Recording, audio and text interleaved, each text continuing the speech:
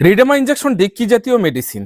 পশু চিকিৎসায় কোন কোন রোগে প্রয়োগ করা হয় এবং প্রয়োগের সঠিক নিয়মগুলি কি কি? এই সমস্ত বিষয় নিয়ে আলোচনা করব আজকের এই ভিডিওটির মধ্যে।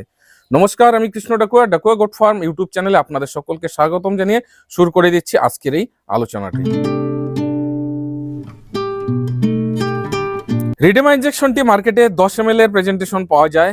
প্রতি ml 50 mg করে ফ্রুসেমাইড থাকে।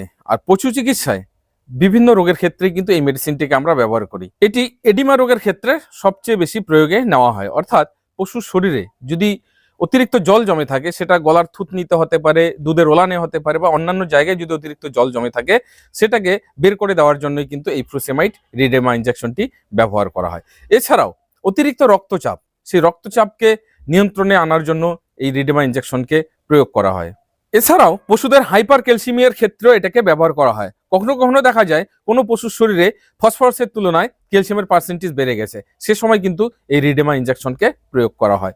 এছাড়াও এই রিডেমা ইনজেকশনটি লিভার, কিডনি, হার্ট এর জন্য কিন্তু খুবই কার্যকরী একটা মেডিসিন। রিডেমা ইনজেকশনের ডোজ অ্যান্ড অ্যাডমিনিস্ট্রেশন 0.5 থেকে 1 mg পার KG body weight.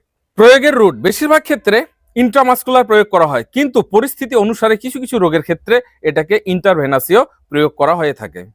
Withdrawal period milk 2 days এবং মিট 2 days, অর্থাৎ এই ইনজেকশন প্রয়োগের 2 দিন পর ও পশুর দুধ এবং মাংস গ্রহণযোগ্য।